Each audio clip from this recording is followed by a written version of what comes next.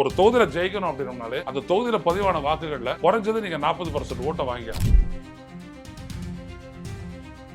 உள்ளபடியே இது ஸ்டாட்டிஸ்டிக்கல் மெத்தடாலஜியோ இல்ல இன்வெஸ்டிகேஷன்லயோ எந்த பிரச்சனையுமே இல்லை. இவங்க ஏன் குழப்பறாங்கன்னா முடிவு எப்படி வேணாலும் வரலாம், எப்படி வேணாலும் வரலாம்னா எப்படி வேணாலும் தரலாம்.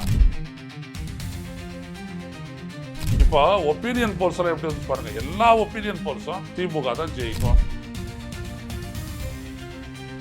ஆனா நேத்து வந்து ஒப்பீனியன் போல்ல எந்த ஒப்பீனியன் போல்லையும் திமுக தனிப்பெரும்பான்மையுடன் ஆட்சி அமைக்கணும்னு சொல்லவே இல்லை. 3 கட்சி போட்டி இருந்ததுன்னா திமுக அதிமுக தாவேகா இருந்துச்சு அப்படின்னா 40% குறைவா ஓட்டு வாங்கினீங்கன்னா ஜெயிக்க முடியாது. அப்ப 20% ஓவராலா வாங்கிட்டு அங்க ஒரு ஜெயிப்பாருன்னு சொல்றது முட்டாள்தனம், தப்பு.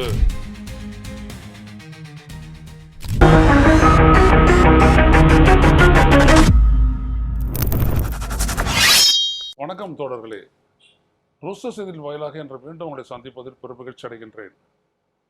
நேற்று மாலை 6 மணிக்கு மேற்கு வங்கத்தினுடைய 2ஆம் கட்ட இறுதி தேர்தல் வாக்குப்பதிவு முடிந்ததற்கு பின்னால் இந்த 5 மாநிலங்கள் தமிழ்நாடு, கேரளா, புதுச்சேரி, அஸ்ஸாம், மேற்கு வங்கம் ஆகிய 5 மாநிலங்களினுடைய எக்ஸிட் போல் வாக்கு கணிப்பு பற்றி எல்லா தொலைக்காட்சிகளிலும் வந்திருப்பதை நீங்கள் கண்டிருப்பீர்கள். அதில் குறிப்பாக தமிழ்நாட்டை பற்றி வரும்பொழுது ஒரு 8-9 சேனல்கள், முக்கியமான மார்க்கெட்டிங் நிறுவனங்கள் அவர்கள் எடுத்த அந்த இதெல்லாம் போட்டாங்க. NDTV உட்பட, இந்தியா டுடே உட்பட எல்லாம் வந்துச்சு. அதில் பார்த்தீங்கன்னா ஒரு 5 வந்துட்டு திமுக கூட்டணி ஆட்சி அமைக்கும், ஒரு 3 வந்துட்டு அதிமுக கூட்டணி ஆட்சி அமைக்கும். அப்புறம் இந்த இந்தியா டுடே, ஆக்சிஸ் அவங்க வந்துட்டு பார்த்தீங்கன்னா தமிழக வெற்றி கழகம் விஜய் கட்சி ஆட்சி அமைக்கும் அப்படின்னு சொல்லிட்டு ஒரு பெரிய குண்டை தூக்கி போட்டாங்க. இதெல்லாம் எக்ஸிட் போல், கருத்து கணிப்புல எக்ஸிட் போல். இதில் நல்லா நீங்கள் கவனிச்சிங்க அப்படின்னம்னா முதல்ல ரிவர்ஸ்லேருந்து வருவோம். எல்லாரும் 6 மணி எப்போ ஆகும்னு சொல்லிட்டு காத்துட்டு இருந்துட்டு எக்ஸிட் போல போடுறான்.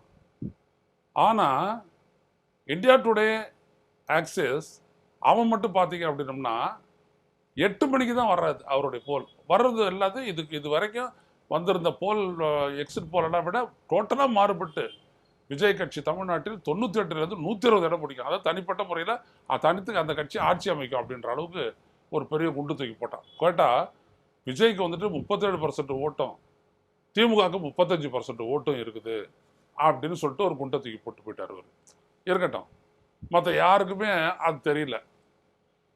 ஒன்று புரிஞ்சுக்கணும், தமிழ்நாட்டுக்குள்ளே நடந்த அந்த சட்டப்பேரவை தேர்தல், தமிழக சட்டப்பேரவைக்கு நடந்த அந்த தேர்தலில் வந்துட்டு பார்த்தீங்கன்னா ஒரு ஹோமோஜினிட்டி, ஓர்மைத்தன்மை இருக்குது.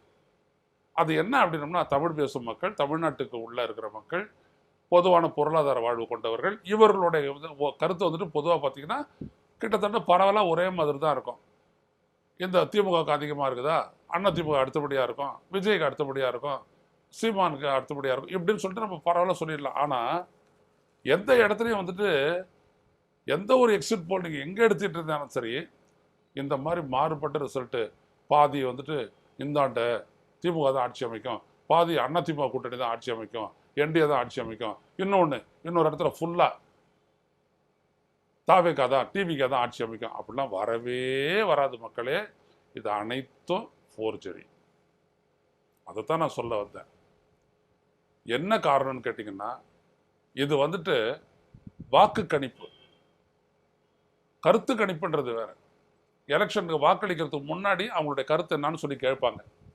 ஸோ அந்த கருத்து கணிப்பின் போது வரக்கூடிய முடிவு வந்துட்டு கடைசியில் சொல்லுவாங்க 30% பேர் எந்த முடிவு எடுக்கவில்லை என்று சொல்வார்கள். சொல்லிட்டு என்ன சொல்லுவாங்க, நாங்கள் சொல்லக்கூடிய இந்த முடிவு 10 to 15% இப்படியோ அப்படியோ போகலாம், ப்ளஸ் ஆர் மைனஸ் 15%, 20% கூட கொடுப்பாங்க. ஏன்னா அந்த அளவுக்கு கருத்து சொல்ல விரும்பவில்லைன்னு சொன்னவங்க இருப்பாங்க. ஆனால் எக்ஸிட் போல பொறுத்த வரைக்கும் கருத்து சொல்லலைன்னா அவங்க கணக்குக்கே வரமாட்டாங்க. இல்லை நான் சொல்ல விரும்பல, போயிட்டு வாங்க சார், அவள் தான். மற்ற எல்லாரும் சொன்னவங்களெல்லாம் கணக்கு எடுத்துக்கிட்டிங்கன்னா எரர் எவ்வளோ இருக்கணும்னா 1 to 2% தான் இருக்கணும். ஸோ ஒரு கட்சி இந்த மாதிரி இருக்குது, அடுத்த கட்சி இப்படி இருக்குது அப்படின்னோம்னா கிட்டத்தட்ட எல்லா ஒப்பீனியன் போலும் ஒரே கோணத்தில் தான் இருக்கும். இந்த மாதிரி ஒன்றத்தை வந்துட்டு 125 145 திமுக அப்படின்னு ஒரு எக்ஸிட் போல் சொல்லுது. இன்னொரு எக்ஸிட் போல் வந்துட்டு 127 டு 135 அதிமுக அப்படின்னு வரவே வராது. ஸ்டாட்டிஸ்டிக்கல் மெத்தடாலஜியை பொறுத்த வரைக்கும் நீங்கள் புரிஞ்சுக்கங்க. ஸோ இந்த ஹோமோஜினிட்டி, இந்த அனாலிசிஸ் ஆஃப் வேரியன்ஸு, இதெல்லாம் வந்து ரொம்ப முக்கியம் அந்த டேட்டா கலெக்ஷனில். அப்போ நேற்று வந்தது என்ன அப்படின்னோம்னா, ஃப்ராட் அடிச்சிருக்கிறாங்க, இவ்வளோதான், வேற ஒன்றுமே இல்லை. குழப்பியிருக்கிறாங்க. ஏன் இந்த குழப்பணும்? அதில் ரெண்டு விதமானது. முதல்ல திமுக ஆட்சி அமைக்கும்னு சொன்னாலும் கூட டிஎம்கே ப்ளஸ் அப்படி தான் போட்டானுங்க. அண்ணா டிஎம்கே ப்ளஸ் தான் போட்டாங்க. அப்படி பார்த்தீங்கன்னா 125 அப்படின்னா திமுக தன்னளவில் 118 இடங்களில் ஜெயிக்கலான்னு அர்த்தம். அதாவது மைனாரிட்டி கவர்மெண்ட் தான் ஃபார்ம் ஆகும் அப்படின்ற மாதிரி. ஆனால் விஜயை பொறுத்த வரைக்கும் பெரும்பான்மை. இப்போ புரியுதுங்களா? தமிழ்நாடு ஃபுல்லாக பரவலாக ஆதரவு இருக்கக்கூடிய திமுகவுக்கும் அதிமுகவுக்கும் கிடைக்காத ஒன்று இவங்களுக்கு. ஒன்று வந்துட்டு சொல்கிறேன், அதிமுகவை ஆட்சி பிடிக்கும் அப்படின்னு 3 பேர் சொல்கிறான். ஆனால் இந்த விஜய் ஆட்சி பிடிக்கும்னு சொன்னால் வந்துட்டு அதிமுகவுக்கு எவ்வளோ கொடுக்குறான்னா 22 to 32 சீட்டு தான் கொடுக்குறான்.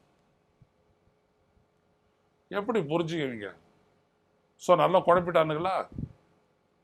எதுக்காக இதை செய்கிறாங்க அப்படின்னா அந்த இடத்துக்கு தான் வரணும். நம்ம உள்ளபடியே இது ஸ்டாட்டிஸ்டிக்கல் மெத்தடாலஜியோ இல்லை இன்வெஸ்டிகேஷன்லேயோ எந்த பிரச்சனையுமே இல்லை. இவங்க ஏன் குழப்புறாங்கன்னா, முடிவு எப்படி வேணாலும் வரலாம். எப்படி வேணாலும் வரலான்னா எப்படி வேணாலும் தரலாம். இவிஎம் இருக்குது, எலெக்ஷன் முடிஞ்சிருச்சு, எல்லாம் சேஃப் ரூமில் இருக்குது. புரியுதுங்களா? என்னப்பா இவனும் சொல்கிறான், அவனு சொல்கிறான், 4ஆம் தேதி பார்த்துக்கலாம்ப்பா. அப்போ 4ஆம் தேதி வரும்போது என்ன நடந்துச்சுனாலும் மக்கள் ஏற்றுக்கிற மனநிலை உருவாயிடுச்சா? நேற்று நடந்த அந்த எக்ஸிட் போல் அது உருவாயிடுச்சா? சொல்லுவாங்க, இறுதியாக மக்கள் தான் ஜனநாயகத்தினுடைய எஜமானர்கள், அவர்களே முடிவு செய்வார்கள். ஜனநாயகத்தினுடைய எஜமானர்களை மக்கள் இருந்த காலம்னா 98ஓட முடிஞ்சு போச்சு. 99வது ஆண்டு எப்போ இந்த எலக்ட்ரானிக் ஓட்டிங் மிஷின் வந்துச்சோ அதிலிருந்து அதுதான் எஜமான, நம்மளாம் அடிமை. இதை புரிந்து கொள்ளுங்கள். நான் பட்டவர்த்தனமாக சொல்கிறேன். இப்படியெல்லாம் ஒரு எக்ஸிட் போல் வராது. நான் ஸ்டாட்டிஸ்டிக்கல் மெத்தடாலஜி 3 லெவலில் நான் படிச்சிருக்கிறேன். 1, பிஎஸ்சி ஜாகிரஃபி நான் படிக்கும்போது ஆன்சரரி எனக்கு ஸ்டாட்டிஸ்டிக்கல் மெத்தட்ஸ். எம்ஏ சோசியாலஜி படிக்கும் போதும் நான் ஸ்டாட்டிஸ்டிக்ஸ் நான் படிக்கிறேன். டிப்ளமோ இன் பர்சனல் மேனேஜ்மெண்ட் படிக்கும் போதும் நான் ஸ்டாட்டிஸ்டிக்ஸ் படிக்கிறேன். தெளிவாக எல்லாத்தையும் பாஸ் பண்ணிட்டு தான் வந்திருக்கிறேன். இப்படியெல்லாம் ஒன்று வரவே வராது. அப்போ ஏன் அதை பண்ணுறான்னா வேலை செய்யலாம். இப்போ ஒப்பீனியன் போல்ஸெல்லாம் எப்படி வந்து பாருங்கள், எல்லா ஒப்பீனியன் போல்ஸும் திமுக தான் ஜெயிக்கும், திமுக தனிப்பெரும்பான்மை பெற்று ஆட்சி அமைக்கும் அப்படிதான் எல்லாருமே சொன்னாங்க. ஆனால் நேற்று வந்து ஒப்பீனியன் போலில் எந்த ஒப்பீனியன் போல்லையும் திமுக தனிப்பெரும்பான்மையுடன் ஆட்சி அமைக்கும்னு சொல்லவே இல்லை. அதே மாதிரி பர்சன்டேஜ் ஆஃப் ஓட்ஸ் இவங்க வந்து கியூப் ஃபார்முலான்னு ஒன்று பண்ணுவாங்க. 40% ஓட்டு முதல் கட்சி, 40% ஓட்டு வந்துச்சுன்னா 40 × 3 120. அது கூட அவனுடைய கூட்டணி கட்சிகள்லாம் சேர்த்து 130 135 இப்படி தான் போடுவாங்க. அடுத்து வரக்கூடிய கட்சி 30 35% அவன் × 3 95 சீட்டு 80 சீட்டு அப்படி சொல்லிட்டு அவன் ஒரு கணக்கு போடுவான். அது வந்துட்டு கியூ ஃபார்முலாவில் வந்துட்டு கம்மியாக வரும், 99 சீட்டு இந்த மாதிரி வரும். ஆனால் 3ஆவது 20% வாங்குறவனுக்கு வந்துட்டு × 3 60 சீட்டு அப்படிலாம் வராது. அவனாலும் ஜெயிக்கவே மாட்டான். ஆனால் அவன் பர்சன்டேஜ் ஓட்டு வாங்குவான். இதுதான் விஜய். பர்சன்டேஜ் ஆஃப் ஓட்டு இருக்கதான், ஆனால் ஜெயிக்க முடியாது. ஒரு தொகுதியில் ஜெயிக்கணும் அப்படின்னோம்னாலே அந்த தொகுதியில் பதிவான வாக்குகளில் குறைஞ்சது நீங்கள் 40% ஓட்டை வாங்கி ஆகணும். 3 கட்சி போட்டி இருந்ததுன்னா திமுக அதிமுக தாவேகா இருந்துச்சு அப்படின்னோம்னா 40% குறைவாக ஓட்டு வாங்கினீங்கன்னா ஜெயிக்க முடியாது. அப்போ 20% ஓவராலாக வாங்கிட்டு அங்கே ஒரு ஜெயிப்பாருன்னு சொல்கிறது முட்டாள்தனம், தப்பு. இப்போ விஜய் வந்துட்டு பெரம்பூர் தொகுதியில் வந்துட்டு அவர் இழுபறியாக தான் இருந்துட்டு இருக்குது.